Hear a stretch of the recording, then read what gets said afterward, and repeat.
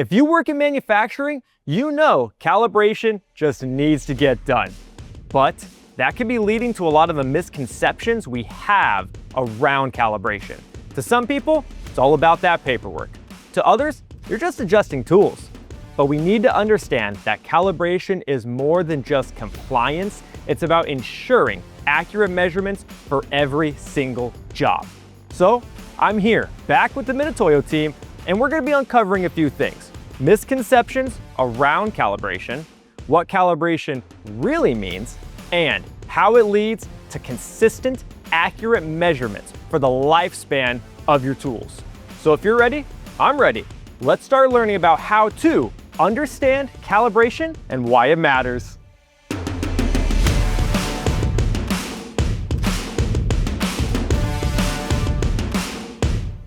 As machinists, we rarely get to step into the metrology world at this level. We're heading into the Mitutoyo calibration lab where we're gonna get to check out how measurements are actually established. Let's go check it out.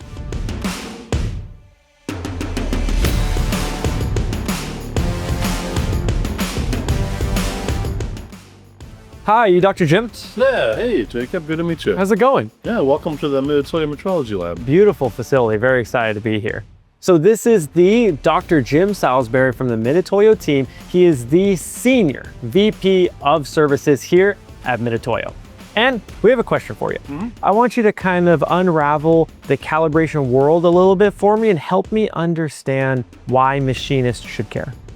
Yeah, so there's a lot of confusion about what calibration is out there.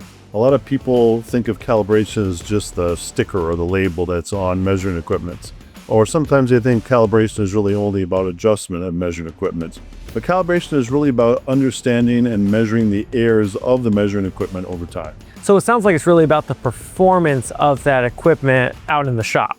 Yes, the performance and the performance over time as well, the stability of equipment. So when we receive something in to be calibrated, the first thing you do is you evaluate its current status. That's called the as found or as received condition. And you want to do that before you make any adjustments so you understand some of the history of the measuring equipment. Then you do the as left measurements, and that together combined is all about the calibration of the measuring instruments, and you use that to get some history of the equipment. Hey, Patrick. Hey, Jacob. Good to see you again, man. Too. Good seeing you.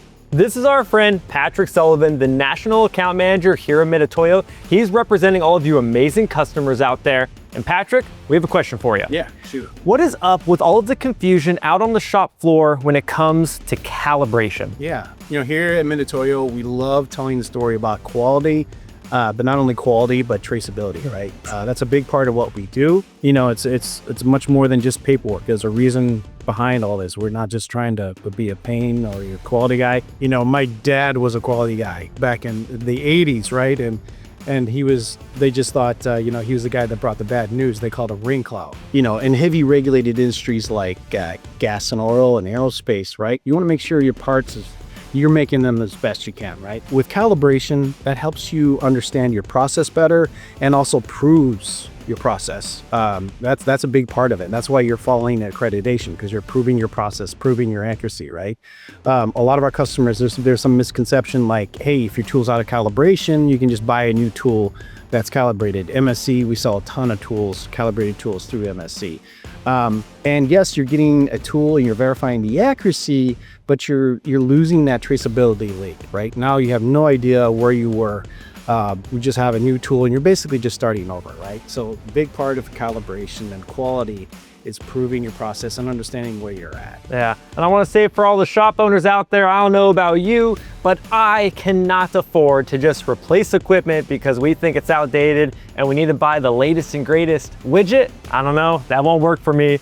But I like what you said about learning more from Dr. Jim. I think that understanding calibration starts at the very beginning and keeping it in your shop as a foundation throughout the lifetime. So I'm gonna go start my foundational learning on calibration out in the lab with Dr. Jim. Yeah. Thanks for having me. Yeah, good seeing you again, Jack. Talk to you later. Yeah, see ya. So Dr. Jim, this is it. This is a calibration lab I want you to dive into a little bit for me what actually goes down in the calibration lab. Well, welcome to the calibration lab, the big lab as we call it. In this facility, we have three primary groups of customers. Our biggest customer is our own field service departments. All of the gauges that our field service team uses all across the country to calibrate Mitutoyo equipment all comes back here to be calibrated. So examples like this step gauge or checkmaster on this Legix Takumi CMM, that is a field service owned gauge that will go from here to a customer site to be used for the calibration of customers' own equipment. Then we have a lot of the end users that own their own gauges like this, where they have lots of gauge blocks. We calibrate tens of thousands of gauge blocks in this lab every single year.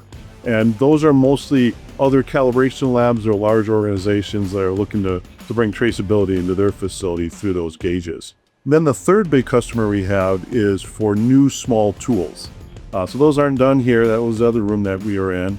And those small tools, people are looking for this accredited calibration certificate, even on a new tool. So when they receive that tool from us through partners like MSC, they open up that box and inside is the tool and this accredited calibration sticker and certificate, and that instrument is ready for day one use. Nice.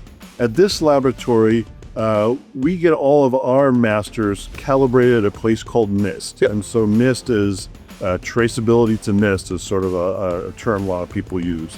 And so NIST creates the meter, they realize it for us, they transfer it to gauge blocks, they calibrate our gauge blocks, and then lots of other regional laboratories calibrate, we calibrate their gauge blocks, and then they use those to calibrate other items across manufacturing. So it goes from NIST to us, to lots of regional labs, to all of US manufacturing.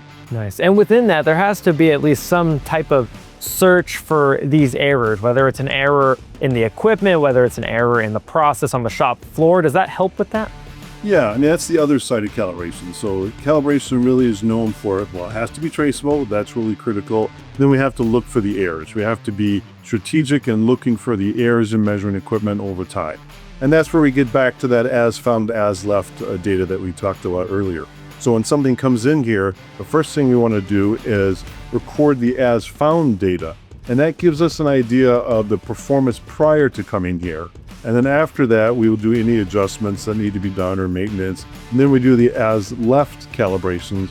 And that sort of kicks off the next calibration interval, creating that history over time where customers can look for trends in their calibration data. And that enables them to reduce risk and hopefully identify problems before it becomes a big problem for them in manufacturing. Dr. Jim, let's talk about those machinists, the inspectors, quality teams in general. How does some of the things we've talked about today affect their day-to-day at the shop? Yeah, that's a really good question, Jacob. So it's really about getting confidence in your data. It's about reducing risk. Everyone wants data that they can trust to make decisions, whether they're cutting material or evaluating process capability. You need data that you can trust, and calibration helps bring that to you. It helps give you that reliability in your measuring equipment to trust the data so you can make good business decisions. I hope you caught on to that. Calibration, for what I'm hearing, leads to trust in your processes. It can also build confidence in your team, in your department, all throughout your shop to help you get the job done. Today's been all about the foundations around calibration. We dove into misconceptions around calibration. We got to learn more about how calibration is really used out in the field, and more importantly, how calibration leads to consistent and accurate measurements for the lifespan of your tools. And lucky for you, the learning doesn't stop here. We're gonna be taking everything we practiced today and putting them into live demonstrations here in this lab in a different episode at a later date, so you're gonna have to stay tuned.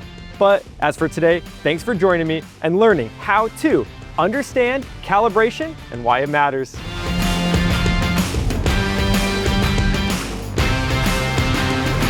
For more metalworking tips and industry best practices, stay tuned for the next how-to episode and subscribe to the MSC Industrial Supply YouTube channel, a source of original manufacturing content built to make you better.